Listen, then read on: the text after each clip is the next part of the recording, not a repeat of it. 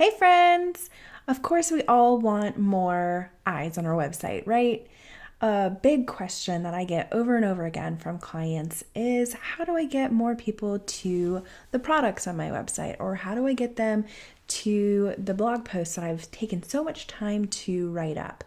And that's what I'm going to talk about in today's video. I'm going to share with you 10 tips on how to improve your SEO for your WordPress website.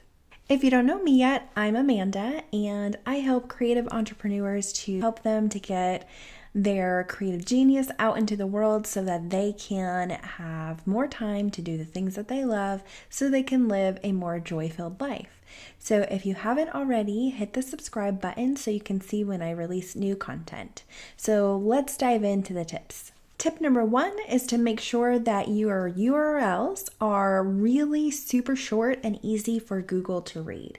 So this is super easy to do in WordPress.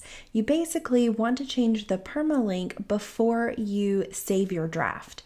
So when you go into a new post, you're going to change that permalink straight away, change it to something that's really easy that has to do with the keywords that you want to be searched for in that particular blog post, and make sure that you put a dash in between each of the words, because if you put all of the words together, then Google is not going to be able to read it. It'll be a bunch of gobbledygook. So you want to make sure that you separate out each word by dashes, and you want to make sure that it's super short. Tip number 2 is to use the Yoast SEO plugin. This is by far one of the best plugins for SEO for WordPress websites. Once you have it installed, you'll see this little special section that shows up under your posts and under your pages, where you can go through and do the steps. It shows you the things that you've done well on the page, the things that you've done poorly on the page, and it helps you by telling you what to do specifically. So it lists it out, and basically all you want to do is make it go from red to green. So green means go, and once you've hit that where it's green, you should be good to go. You have your post or your page optimized. The next tip number 3, is to write lengthier posts. Now, I know this can be a little difficult for some people. It's really important for you to write a lengthier post because Google wants to see something that is really valuable for your audience. Now, if you're just writing something that's 100 words, 200 words, it's not going to be that helpful. But as far as using the Yoast SEO plugin, they say at least to write 300 words. My posts tend to be a little bit lengthier, up towards 1,500 words. That's because I'm trying to offer a lot of value as much as I can with the content that I write. Now, when I'm writing 1,500 words and I go ahead and I put that into WordPress, it doesn't actually look quite that long. It actually looks pretty short. And the reason that is because I put some photos in between, and I also use headers to make it more readable for my readers. So you'll want to take that into consideration. Split up the heavy chunks of text by adding in headers, and you won't annoy the people who come to read your blog post. Now, tip number 4 is a hard one for all of us, and that is to be consistent with posting to your blog. Now, I know that it's very difficult because I myself go through the same thing. It can be difficult, especially when life gets in the way, for you to create consistent content, but Google does like consistent content. So what happens is that your website is crawled by Google, and Google is searching for the most relevant content, the most consistent content as possible. And if they see the algorithm, if it sees that you haven't gone and done anything in a while, it's going to look like you're no longer maintaining that blog, or it's just not really relevant. It's not going to send the right signals, basically. So what you need to do is just choose a schedule that works for you and stick to that schedule. whether that is every other week, once a week, or once a month, whatever works best for you. Make sure that you are consistent. Now, this is one that I'm working on myself, so I understand completely. I want you to take a moment just right now to comment below in the comment section and let me know if you do struggle with this consistency with blogging. Let me know the reasons why. I know that it's a huge struggle for a lot of the people that I work with, and that's a lot of times because they don't know what to say. So just let me know below if this is something that you also struggle with. All right, tip number 5 is to make sure that you are putting some information in the alt text of your photos when you add photos to your blog.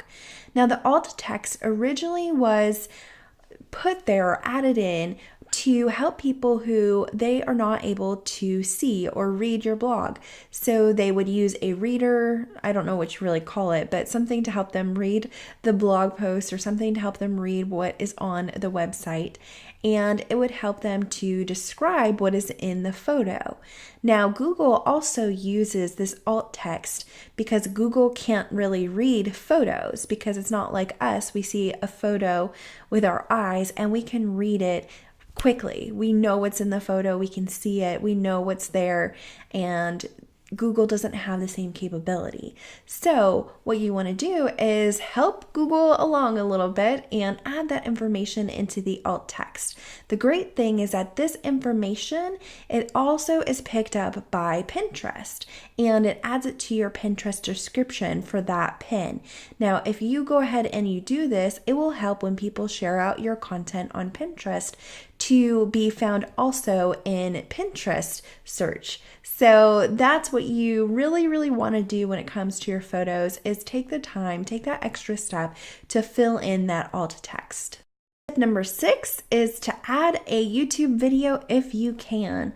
Now, this is straight from the mouths of my YouTube mentors that I love. They have said over and over again how much YouTube has helped even their blog, has helped to grow their email lists. And it's something that I'm working on this year, is to grow my YouTube and also to kind of use content on YouTube as well as within my blog.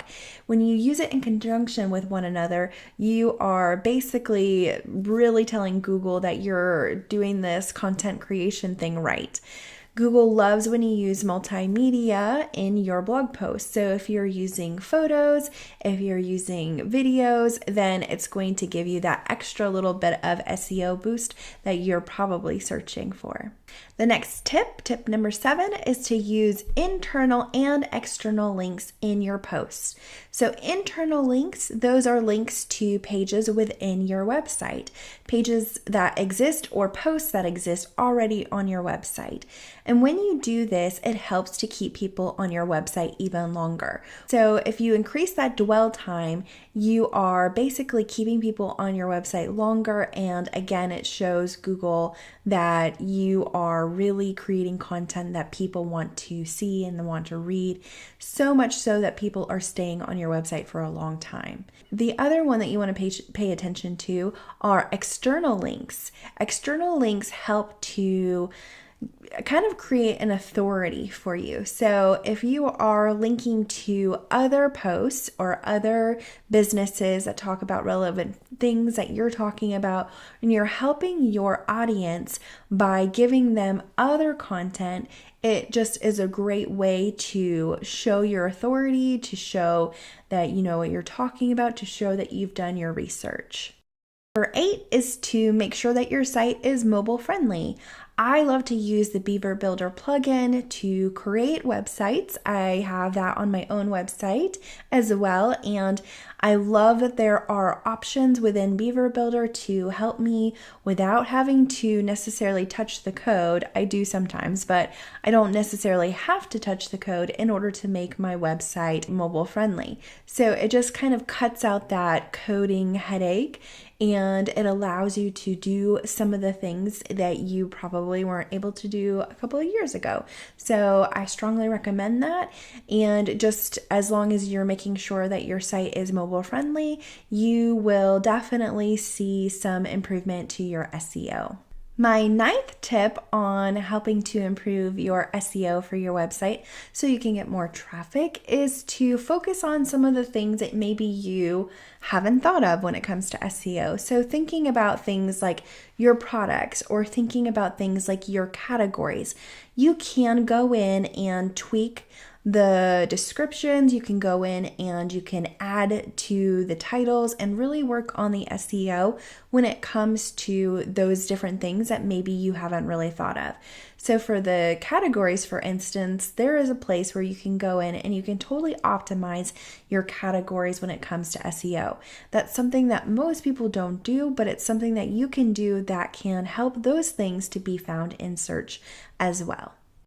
And the last tip that I have for you today is to make sure that your site is loading as quickly as possible. So your site speed, it means a lot when it comes to keeping people on your website, when it comes to improving your SEO, when it comes to really getting people interested in your content. If your site is loading really slowly, people are just gonna go right off the page, and that's gonna make your bounce rate, which is people who leave quickly, it's going to make your bounce rate horrible. So what you want to do is make sure that your site is loading as quickly as possible. Now, there are several things that you can do as far as your site speed. One thing is to make sure that the photos that you load on your website are pretty small. So when you are going to add your photos, make sure that you optimize them for the web. You want to make sure that the file size is pretty small. So that's something that I strongly recommend. Another thing to think about are these extra plugins that you might have on your website that you don't really need. You might have them on there and you're not even using them. So delete those old plugins because those do take up space. The same goes for themes. This is something that I see every single time I get a new WordPress website to work on for a new client. I see that they have 50 themes that they're not using, but they are stored in their database. You don't need all of those there. You can delete them and get rid of them so that you can clear up that space. Another thing that you might think about is going in and deleting old pages.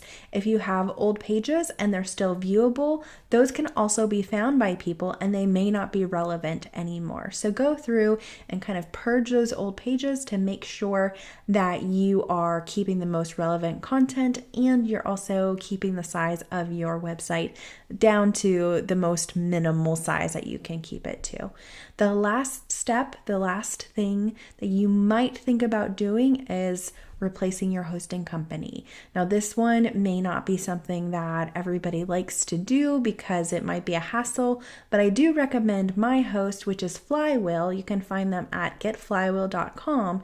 And the reason why I suggest them is because they do free migrations for websites. So it makes it really easy for you to move from your host to Flywheel.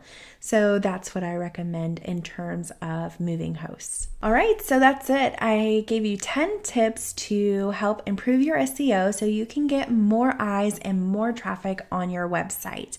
Now, I do create new content on a weekly basis, so if you haven't hit that subscribe button, make sure that you don't forget to do that now.